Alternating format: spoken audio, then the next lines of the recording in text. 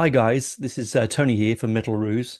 You're about to sit down and enjoy an interview I just did um, over there, and so do like and subscribe so you can get all this straight into your streaming and into your consciousness as soon as it arrives. So enjoy the interview, and I will.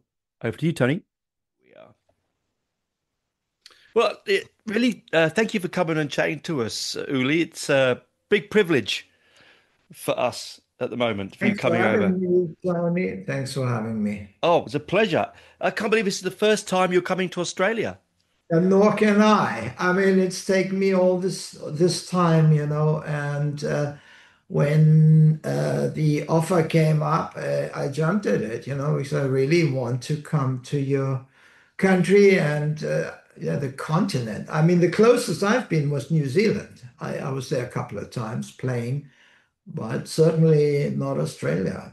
Yeah, The and it's land not. Yeah, of yeah, yeah. It's not far across from New which I Zealand to here. which I love. Of course, of course. I love koalas. Who doesn't? In fact, sadly, they've got a disease which is making them a bit endangered at the moment. So, Oh, the disease. I saw all the fires a oh, that couple of doesn't years help. ago. That doesn't That help. was absolutely awful. Mm. These poor creatures in the trees, and now they've got a disease. Yeah, I believe Like, so. I think there's something bit that's making them a bit unwell. I mean, I may be slightly wrong on that information, but that's what I read. we need to Yeah, save the koalas. yeah, I think so. I think so. For I think sure. so. They're very prevalent around where I am. So, um, Cool. yeah.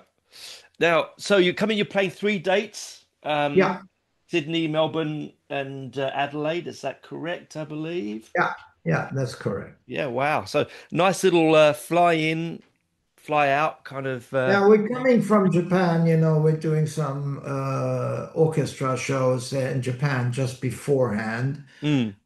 So then we come to you and we're doing some rock shows. Totally different program. Yeah, yeah, wow. That's the interesting thing about your musical career, isn't it? You've rode the waves of all sorts of different stuff over the time. Yeah, I mean, within reason, there are certain fields I don't go into, but yeah, it was the rock and the classical, those two things mainly, with me. Well, yeah, I mean, because people do cite you as the sort of that sort of instigator of the neo classical movement, don't they? So Your they name say, comes up a oh, lot. clever, Yeah, and a nice tag, probably not quite true. I mean, Emerson, Lake, and Palmer were way before me doing rock meets classical, I guess, and so were a couple of others. But I've developed my own approach, and I guess nobody else is doing it that way at the moment, which is, yeah, it's okay, fine with me. Yeah, I mean, I'm glad you mentioned Emerson, Lake and Palmer. I love Emerson, Lake and Palmer. So when people mention them, I get a little thrill because I used to you know don't hear Pete. it. He was a great guy and a fantastic musician. Oh yeah, what a sad way to go. Marcus. Mm, yeah, brilliant, brilliant. So I mean, obviously, big career spanning many big names, Michael Schenker, Scorpions, um, Satriani, name a few. What do you choose to bring here? I mean, it must be very difficult to to give an audience who hasn't seen you before live here, like here, a full spectrum of your career.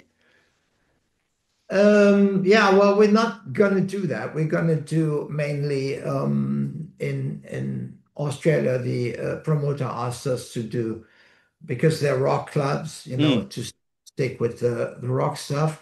Meaning we're mainly playing music from my Scorpions Revisited and Tokyo Tapes Revisited Oh, brilliant. Yeah. which is uh, a selection of early Scorpions classics with a couple of Hendrix numbers and some Electric Sun maybe, and also one track by my deceased brother Zeno, Oh, you know? wonderful, wonderful. What a lovely way to remember him to be playing that track as well. That's very Yeah, nice. yes. I mean, um, Scorpions are one of those names, aren't they? That anyone who is in the rock and roll arena knows who the Scorpions, you know, are and what they Oh, represent. yeah. You know, Yeah. must be a big thrill. I mean, just the fact that you can look back over your shoulder and say, look at the influences. Look what we did. It must have been an amazing thing. I don't think that way. I never did. Mm, I'm more the forward-looking type, although when we do these shows, I play music that was created when I was like maybe 20 or 18 or 19, mm, a lot of it. But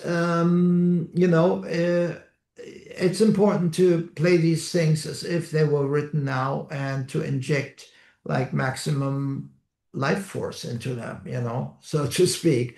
And then they do come to life and quite strongly so, mm. yeah. Well, you've got to keep them fresh. If you've played them so many times in your life, it's good to They're do a little always bit doing it fresh. different. Mm, I'm not one for repeating the same thing over and over again. Each one of them, there are like improvised little bits here and there, and some of them are quite very improvised, and that's what keeps them fresh. And that's what we all also did in the Scorpions. No two shows were, when I was there, no two shows were ever the same, you know. We took chances, yeah, yeah. And I think, and but that, yeah, I still yeah, do. yeah. But that's what makes your music so fantastic, though, is that you did do It's that. the spirit of rock. I always say it needs to have a touch of danger about it. What that means, I'm not really interested in perfection in rock. In Mm, fact, it's almost anathema because the original rock was not perfect. It came like a almost revolutionary kind of thing, mm, burst onto the scene with a completely new sound, a new attitude, a new way of playing music. And this is what I'm always tapping into when I'm playing that kind of music. It needs to have that kind of frontier spirit almost. If you take that away, it's just it loses the very essence of it almost. And I have to say, a lot of people have done that, like particularly in later years in the 80s or 90s and the 2000s, rock became a lot more polished and so homogenized. much Yeah. so, yeah, that it started sounding very much the same. They took away all the edges and all the great ones from the early stuff. They had those edges. They were unique, and they were anything but smooth. They were kind of revolutionary in their own way. What Hendrix did, what Cream did, Led Zeppelin, you name it. Uh, Beatles, of course, in a completely different way, but earlier they also were like that. And then if you start, making everything the same and you take away that danger element, to me, it just becomes fad and boring, like there's now the trend of making all the vocals of using pitch kind of correctors, uh, Melodyne, to the point where it becomes ridiculous. They're taking away the essence of human expression and turning the voices into robot voices so that people, because I guess a lot of the younger kids, they're used to all that because a mm, lot of what we get now on social media or whatever is completely manufactured and absolutely not real. mm, you know and the borders between real and what's not real are very shifting, and it's coming to the point with AI that you really very often don't know whether it's was machine made or computer made or digital, or whether it was actually flesh and blood in front of you. Yeah. So and that's actually a very interesting development, I find, and I'm not scared about it. I am rolling with the punches there. But a lot of people are threatened, and I understand that, you know. I mean, now AI is producing songs. You know, the other day, a friend of mine played me a song that was actually deliberately copying the band Yes, and Oh, I love even the Yes. covers by Roger Dean, which Mm. were absolutely unique. So they copied that style. So he showed it to me, and you think, oh, that's a Roger Dean, all right, you know. And of course, it wasn't. Then you look Wow. at the name, and it didn't say yes; it said yep. Ah, Then you listen to the music, and yeah, it had the voice had the same color that John Anderson had, and wow. some of the melody lines, and it could be like a really poor man's version of Yes without a brain, you know, but it was unmistakably an attempt, and you could actually fully recognize that it was Yes, you know, that they were trying to emulate. So I guess it's only a matter of time before this is perfected to the sense where you really can't tell the difference anymore. Although I very much doubt whether AI will be possible to come up with tunes like The Gates of Delirium from Yes. Rimmer, or definitely not that one, because it's absolutely unique and AI can make new combinations. But anything where you have a bit of genius involved, I think AI will struggle to invent really new things. And all the great stuff from the past has always that touch of uniqueness and and newness about it. There's only one yesterday. There's only one Eleanor Rigby in the Mm. world. There's only one Michelle. There's only one Here, There, and Everywhere. There's only one Let It Be. There's only one Purple Haze. There's only one Little Wing. There's only one All Along the Watchtower. Yeah. These are all completely unique. There's only one Stairways to Heaven. And then there are, or Kashmir. And then there are lots of people emulating that, taking the ingredients, making it sound kind of like similar, but the true works of genius, they were always the first, and the first and very often the best. And that's the same when it comes to painting or writing or inventions. The initial spark is something that that is almost like the most important The thing. brightest, the initial I spark. call it the root note, the Yes. uh, the number one, the basic, the center of things. Yeah. Yeah. Yeah. I mean, you're so correct. Oh, it's lovely hearing you talk that way, Julie. Uli, it's fantastic. I've loved listening to that. Um, but and when I was listening to you, I was thinking, I remember watching recently a documentary where they took John Bonham, right, one of the greatest drummers of them all, and they took a piece of his music and they played the raw track, and you hear it's all out. It goes out of time, it comes in at a Of time, course, right? of But course. but then they They click all tracked did. it. They click tracked it and made it perfect and ruined it. And Completely then it wasn't ruined John it. Bonham anymore. No, exactly.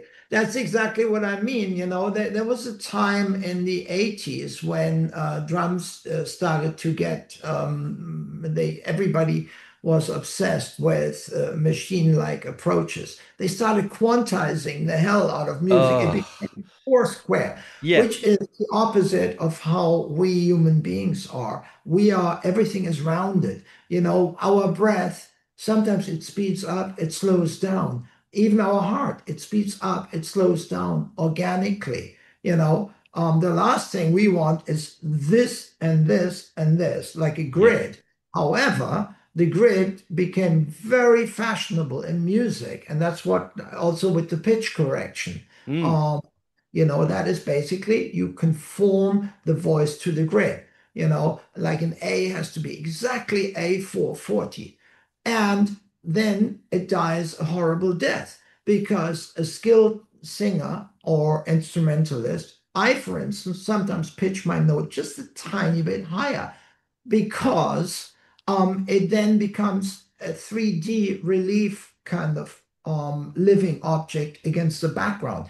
If it's 100% in tune with everything else, it almost sinks into it and you're losing that extra dimension. Yeah, That's the exactly layers. Yeah. that's exactly what a great painter does. And all the emotion in a voice means that the voice is kind of hovering around the 440 region, but it kind of sometimes this, sometimes that. And that's exactly what gives it all the meaning and the shades and the nuance. Mm. And the auto-tune takes that away. Yeah. It's absolutely ridiculous. It's basically they're sanitizing the hell out of music and making it into little boxed chocolate compartments where it loses all its goodness. It's sweet, all right, Mm. but it Yeah. makes me want to puke. Forgive me. No, no, no. I mean, and honestly, this is why Man, yeah, that's what I feel like when I listen to saccharin. stuff like that. Mm. And saccharine, exactly. And when you listen to the early stuff by Robert Plant, or well, he still has it. He can Mm. still do that in a completely different way. Yeah, there were these artists. There were wrong notes. There were off-pitch notes, but the intensity and the emotion, was like 100% there or 110%. And that was the same with all the great artists, always. Mm. Nowadays we're trying to put all that into a little box where it isn't dangerous anymore. No. And it's a big, big mistake. And I hope that, there will be maybe a counter movement because a lot of artists think like I do, but some of them don't speak out as much. And I'm only doing it now because this is our topic right now. Yeah. It became a topic for some Yeah. reason. Ah, Anyway, you could talk forever about that, you could. or I mean, you like the rawness, like the rawness of blues. I mean, let's be honest, true blues guitarists, and I love the blues.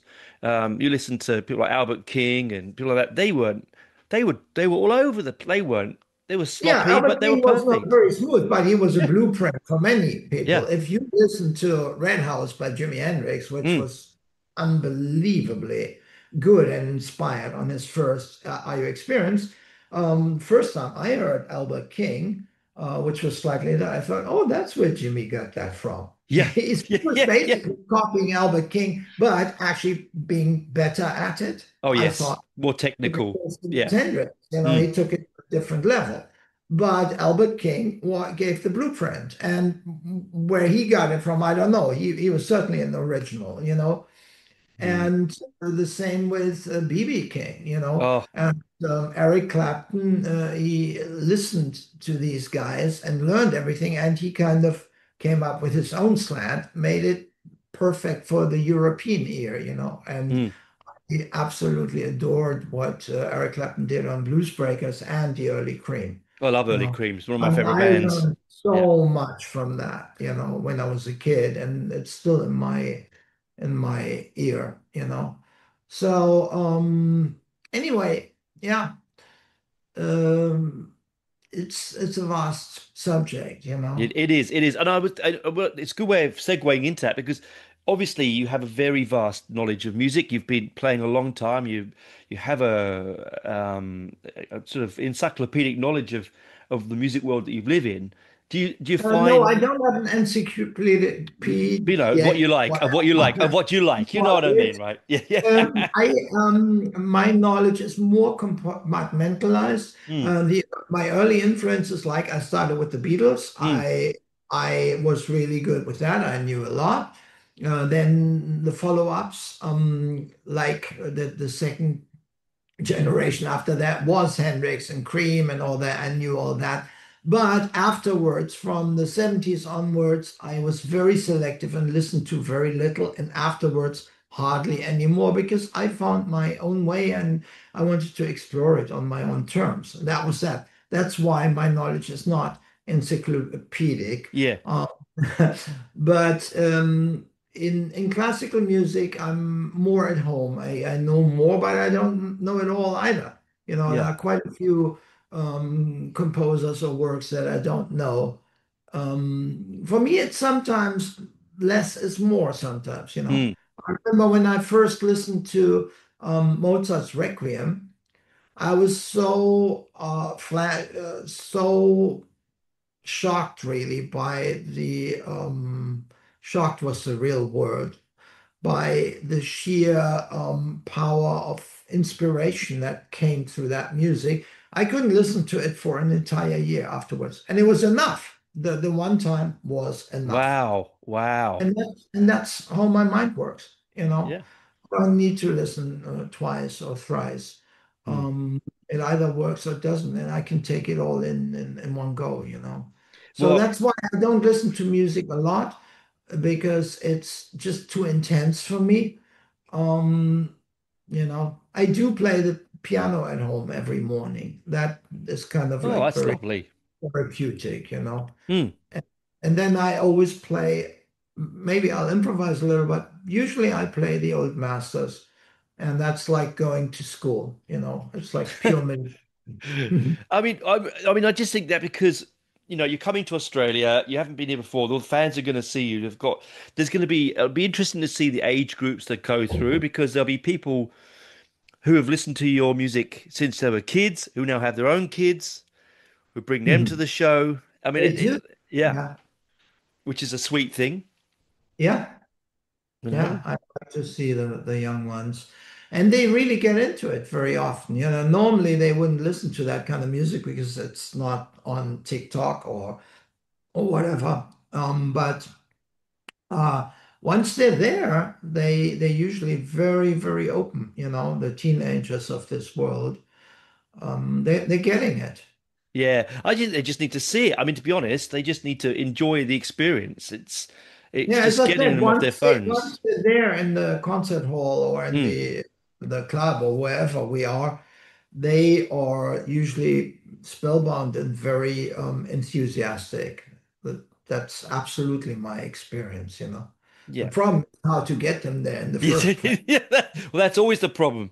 I mean, Yeah, and but some of a musician of your experience, of your, you know, ability, it'd be fantastic. So looking forward to seeing you play actually in the flesh. I mean, I've seen you on videos. I've listened to you, of course, across my life, but it's going to be amazing to be able to see you actually play, which will be a thrill for all of us over here, I think. well, I hope so. Mm. Each time I play is different. It's a different experience each time.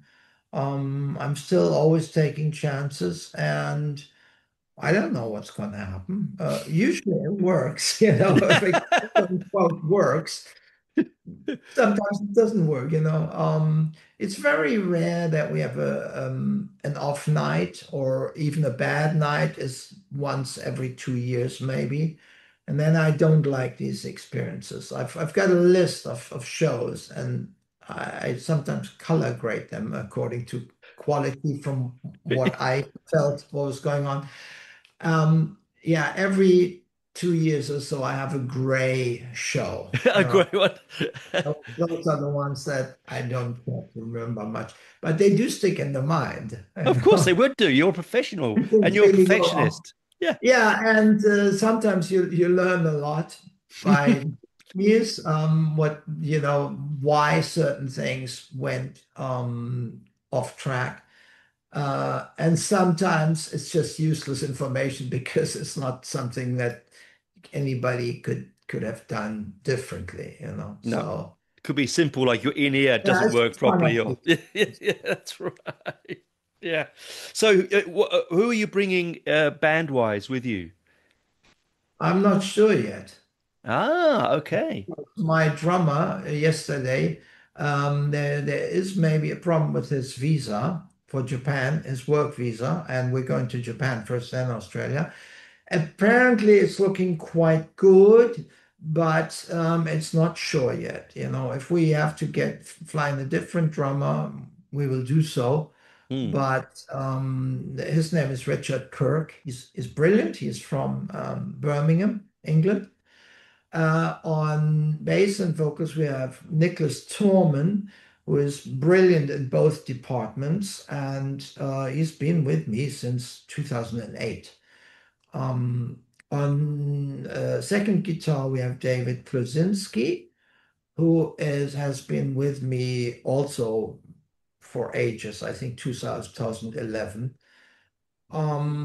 So they are like I've got quite a few musicians in quite a few countries that have played with me over the years when we're doing tours. Not everybody's available, Mm. and then we call somebody else. But these are like my favorites, the guys here. We've been through thick and thin, and they understand the way I work and play, and I understand them. So, and we're friends, and that really helps. And on keyboards, we have a newcomer. He's the son of my best friend Guido. He is actually a trained church musician. He Wow. plays in the cathedrals for Sunday, plays all the Bach stuff, but he is very skilled on piano. And recently, he did a show with Cam Templin where he played the keyboards, and he had to play a lot of Deep Purple stuff, and he did it brilliantly. So I said, okay, come with me, you Yeah, know. brilliant. It's- yeah, it's the first time, but I know he'll do good. Sounds like a really nice family-based Yeah, group you're yeah, yeah. bringing out. We always have nice people on stage. Actually, it's important. Yeah. When you're traveling on the tour bus in America, the last thing you want is people who are, let's say, emotionally challenged. Because Yes. you need a stable mentality. Otherwise, it can throw everything off course. Yeah. Because we have enough problems on the road, and you need a really good team of stable people with emotional intelligence. That's the one thing I'm always looking for first, other than the music quality. Yeah. Well, I mean, you've Up got to. there, You're you spending don't time with stand them. a chance. you know. Have you spending all that time with them? Not only that, but planes, I mean, Oh, yeah, yeah, of airports. course, of course. Yeah. Well, some people who just attract trouble. They just magically always make the wrong choices and decisions. And I mean, I've got no problem with people like that. Mm. In fact, I've got friends of that ilk, and I love them. But I wouldn't necessarily bring them on tour because Yeah. that would be for disaster. Exactly. Yeah, on tour, everything can be very fragile. You need to make sure that the thing with the bottom line works. Otherwise, you end up having gigs that are in the gray zone. You Yeah, know. we don't want any grey zones, really. We don't want any Nope. grey zones. We want my the best ones are usually like in turquoise. Every once in a while, you get a purple show. That is like then everything comes together. Well, we'll have And three purples here. Thank you. so we will see. Yeah, maybe Australia, huh? Yeah, well, first time, lots of new energy. We'll do some three purples. How about it? Three purples, that's Oh, right. Three deep that would purples, be, that's it. yeah, exactly. That would be quite something. I think it'd be amazing. I'm sure it will. Well, thanks for coming and chatting, Uli. It's been a pleasure. You're I know very well. I know we're off topic a bit, but I really love listening to you talk. I could listen to you Well, talk if all we day. always talk about the same things, it gets very boring, doesn't it? Do you know what? Yes, it does. And I just love hearing you talk about it because it's just something And that. like I see it from my point of view. Mm, I have to do maybe 10, 14 interviews now with Australia, mm, which is fine because I like talking to people like yourself, mm. but only if we can talk like that. If it's always the same question as like why did you leave the Scorpions? Or Oh, when did you start playing the guitar? Or why did you start playing the guitar? Then I just get bored because I've heard it 1,000 times and there's only yeah, so many ways you can answer the same question over and over again, Yeah, I But agree. Absolutely but agree. you ask other questions, and then that's great. And then it becomes a more inspirational kind of interview, you Yeah, know. I loved it. I honestly, I could hear you talk forever and ever. I absolutely loved it. No, please. I could though. Anyway, we better go. But thanks again for chatting, and look forward to seeing you in September from the Yeah, 3rd to the 5th. Not far great, away. Not far great. away. Yes. All right. Thank you very much. I'll see you in Sydney. Okay. Cheerio. See you. Bye.